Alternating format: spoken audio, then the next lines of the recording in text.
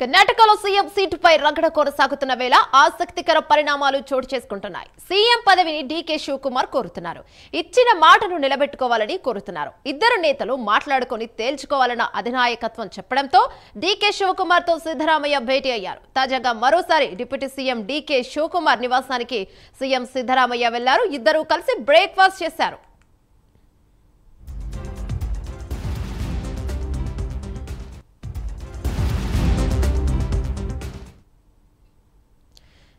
కర్ణాటకలో మరింత ఉత్కంఠభరితంగా సాగుతున్న ఎన్నికలను చెప్పుకోవచ్చు. ఇక ఎప్పటి నుంచో కాంగ్రెస్ పార్టీ గెలిచిన మొదటి నుంచి కూడా ఇక ఎన్నో పరిణామాలు చోటు చేసుకుంటూ ఉన్నాయి. ఇప్పుడు డీకే శివకుమార్ తో మరోసారి సిద్ధరామయ్య భేటీ అయ్యారు. వీళ్ళిద్దరూ మాట్లాడుకొని ఎలాంటి డెసిషన్ తీసుకుంటారనేది ఇప్పుడు కర్ణాటక మొత్తం వేచి చూస్తుంది. దీనిపై మరిన్ని వివరాలు మా నేషనల్ బ్యూరో చీఫ్ కళ అందిస్తారు. రైట్ కళ, చెప్పండి. ఇప్పుడు కర్ణాటకలో కొద్దిగా ఉత్కంఠభరితంగా సాగుతుందని చెప్పుకోవచ్చా? ప్రజలు కూడా అందరూ ఎదురు చూస్తున్నారు. అసలు వీళ్ళ డిస్కషన్ ఏం జరిగిందని చెప్పుకోవచ్చు?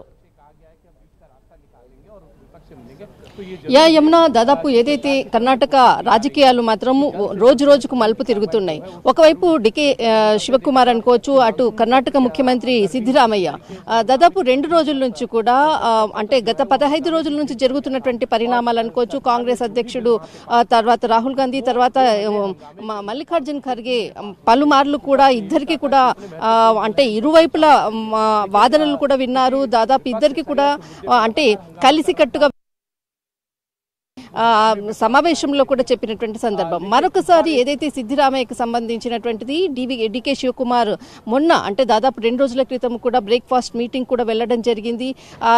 అంటే దాదాపు నెల రోజుల నుంచి కూడా ఏదైతే పరిణామాలు జరుగుతున్నాయో కర్ణాటకలో దానికి సంబంధించినటువంటిది అంటే సమావేశం అనంతరము ఏదైతే కేసీ వేణుగోపాల్ ఇరువురు కూడా కలిసిన తర్వాతనే ఢిల్లీకి రావాలి, ఇక్కడ పెద్దలతో కలిసి సమావేశాన్ని ఏర్పాటు చేసుకోవాలన్నటువంటి ఏదైతే విషయాన్ని చెప్పారో అదే విధంగానే ఇక్కడ డీకే శివకుమార్ కానీ సిద్ధరామయ్య దాదాపు 2 రోజుల క్రితం బ్రేక్ఫాస్ట్ మీటింగ్ లో సిద్ధరామయ్యను డీకే శివకుమార్ ఆహ్వానించడం ఒకవైపు, మరొక వైపు ఈరోజు దాదాపు ఇక్కడ అంటే డీకే శివకుమార్ ఇంటికి సిద్ధరామయ్య బ్రేక్ఫాస్ట్ కి సంబంధించినటువంటి సమావేశం జరిగింది.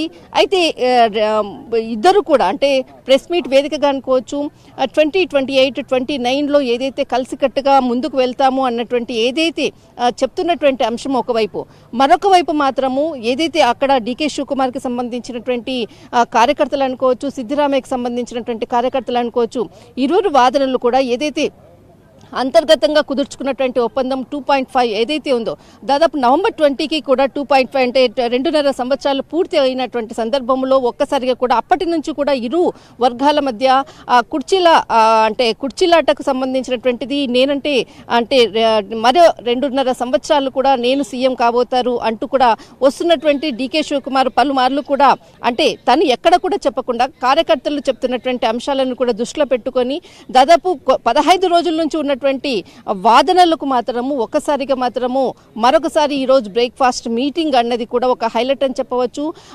ఇరువైపులా అటు డీకే శివకుమార్ కానీ ఇటు సిద్ధరామయ్య వర్గీయులు మాత్రము దీనిపై ఎక్కడ కూడా కామెంట్ చేయరాదు. ఎందుకంటే హైకమాండ్ ఇచ్చినటువంటి అంటే హైకమాండ్ చెప్పడంతో ఒక్కసారిగా కూడా ఇరు వర్గాలు కూడా సైలెంట్ అయ్యాయని చెప్పవచ్చు. మరొక వైపు ఏదైతే ఇక్కడ ప్రతిపక్షాలకు సంబంధించినటువంటిది అంటే ప్రతిపక్షాలు చాలా విమర్శలు చేస్తున్నారు. బ్రేక్ఫాస్ట్ మీటింగ్ లో తోటి కూడా అటు సిద్ధరామయ్య కానీ ఇటు డీకే శివకుమార్ తర్వాత సిద్ధరామయ్య చేస్తున్నటువంటి ఏదైతే ఇక్కడ బ్రేకప్ అండ్ మేకప్ అన్నటువంటి ఒక కామెంట్ కూడా చెప్పినటువంటిది సందర్భం.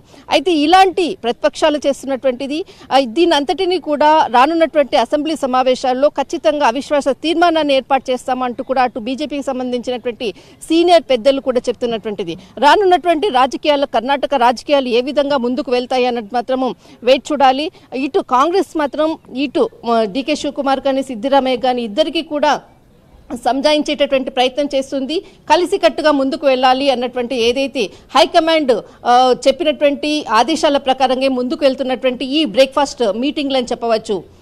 యమున. రైట్, థ్యాంక్ యూ కళ.